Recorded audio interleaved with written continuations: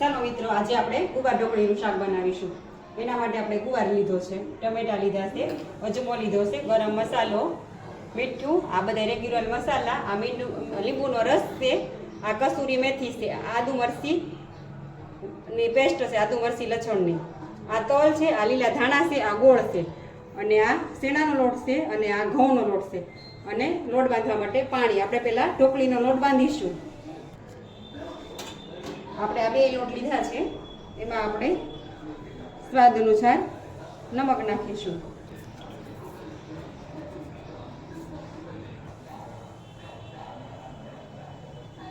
આપણે અજમો લીધો છે, એ હાથેથી છોડી અને નાખીશું. પછી આ 1 ટેબલ સ્પૂન તલ છે, 1 ટેબલ સ્પૂન ગોળ છે, આદુ મરચી લસણની પેસ્ટ છે, આ કસૂરી મેથી છે. આપણે એને હાથેથી સોળીને નાખી દઈશું.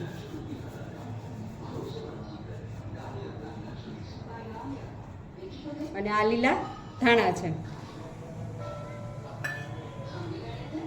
અને આ ગરમ મસાલો છે, 1 પિંચ નાખીશું.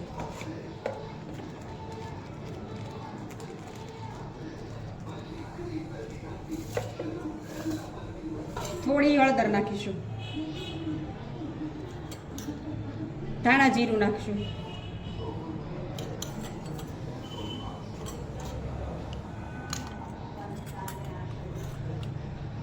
થોડી હિંગ નાખીશું, અને થોડુંક લાલ મરચું નાખીશું, અને આ લીંબુનો રસ નાખીશું. હવે આપણે બધું મિક્સ કરી અને લોટ બાંધી લઈશું.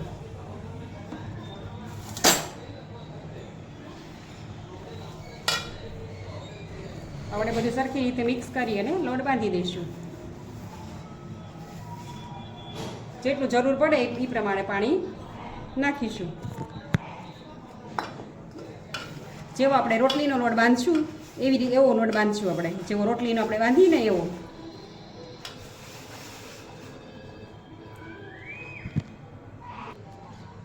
આપણો લોટ બંધાઈ ગયો છે. હવે એમાં આપણે થોડું તેલ નાખીશું.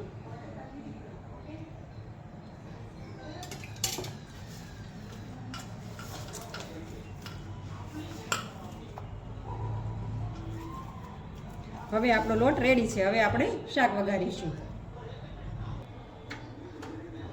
આપણે પહેલાં ગેસ ચાલુ કરશું, કુકર મૂકીશું, એમાં આપણે તેલ નાખીશું.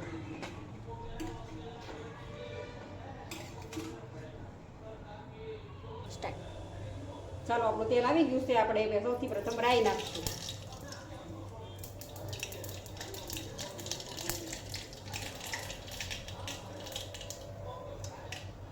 પછી જીરું નાખીશું,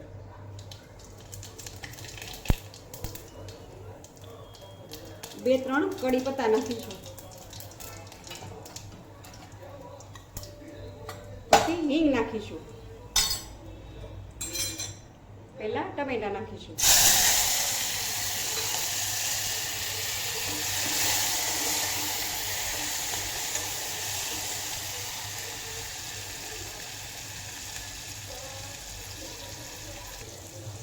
આપણા ટમેટા સતલાઈ ગયા છે. હવે આપણે એમાં ગુવાર નાખીશું.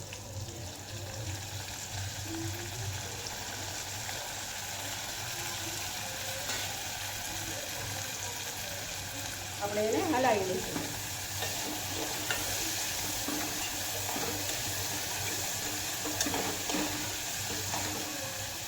હવે આપણે એમાં મસાલા કરીશું. આપણે એમાં નમક નાખીશું. મસાલા ખાલી ગુવાર અને ટમેટા પૂરતી કરવાના છે. બાકી આપણે ઢોકળીમાં તો બધા મસાલા છે જ રેગ્યુલર. થોડી હળદર નાખીશું, 1 ચમચી લાલ ટેબલ સ્પૂન પાવડર નાખીશું,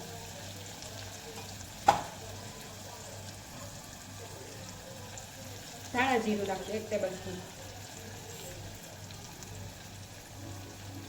હવે શાકને આપણે થોડી વાર રેવા દઈશું. ત્યાં આપણે ઢોકળી કરી લઈએ. હવે આપણે જે લોટ બાંધ્યો હતો એની આપણે ઢોકળી બનાવીશું. આપણે વણીને પણ કરી શકીએ, આપણે જેમ દાળ ઢોકળી બનાવી એ રીતથી, અને હું આવી રીતથી કરું છું. આ રીતથી પણ બનાવી શકો. અને આપણે જે મુઠિયા ઢોકળા બનાવી છે આવી રીતથી, એવી રીતથી પણ તમે બનાવી શકો છો. હું આ રીતથી બનાવું છું.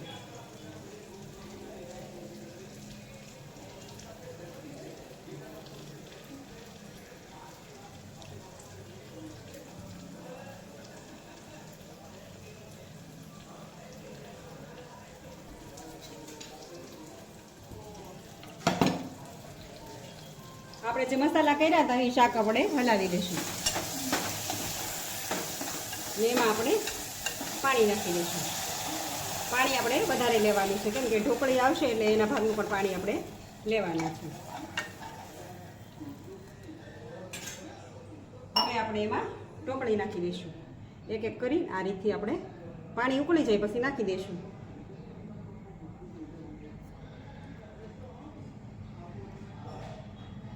આપણે આ રીતથી બધી ગોઠવી દઈશું.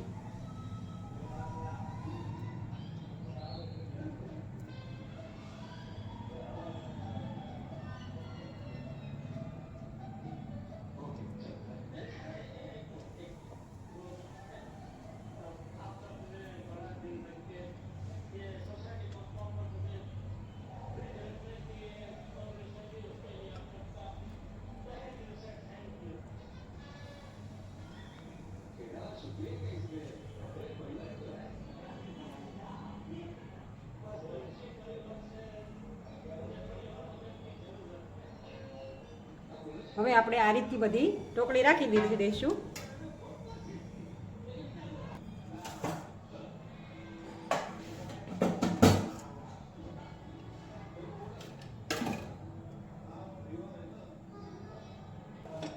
હવે આ રીતથી આપણે ઢોકળી નાખી દીધી છે અને આપણે હવે 2 સીટી વગાડી લઈશું. આપણે એને 2 સીટી થવા દઈશું. પછી આપણે કુકર ખોલીને જોઈ લઈશું. આપણે 2 સીટી થઈ ગઈ છે. હવે આપણે ગેસ બંધ કરીશું. અને હવા નીકળે ત્યાં સુધી આપણે એને રહેવા દઈશું કુકરને. પછી આપણે ખોલીને જોઈ લઈશું.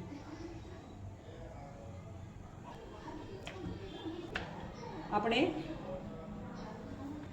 કુકરમાંથી હવા નીકળે ત્યાં સુધી આપણે એક સાઈડ રોટલી બનાવી લઈશું. આપણે 2 પડવાળી રોટલી બનાવીશું.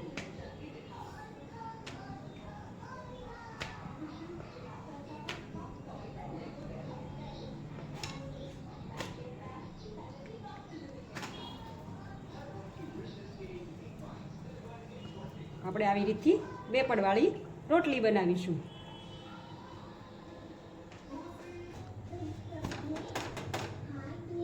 આપણે કોટનના કપડેથી આ રીતથી પ્રેસ કરતા જઈશું. ચાલો હવે આ રોટલી થઈ ગઈ છે.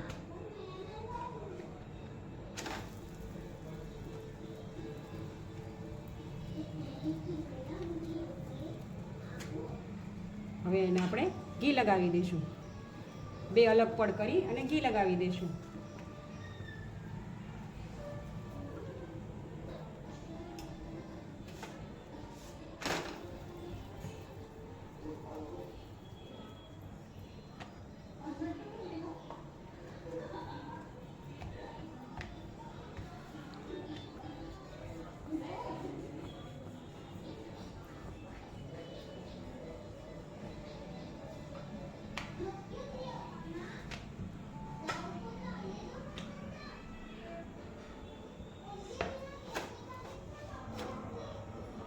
આપણે આ રીતથી બધી રોટલી બનાવી લઈશું. આપણું શાક તૈયાર છે. તમે જોઈ શકો છો આપણું શાક સરસ થઈ ગયું છે. હવે આપણે એના ઉપર લીલા ધાણા નાખીશું.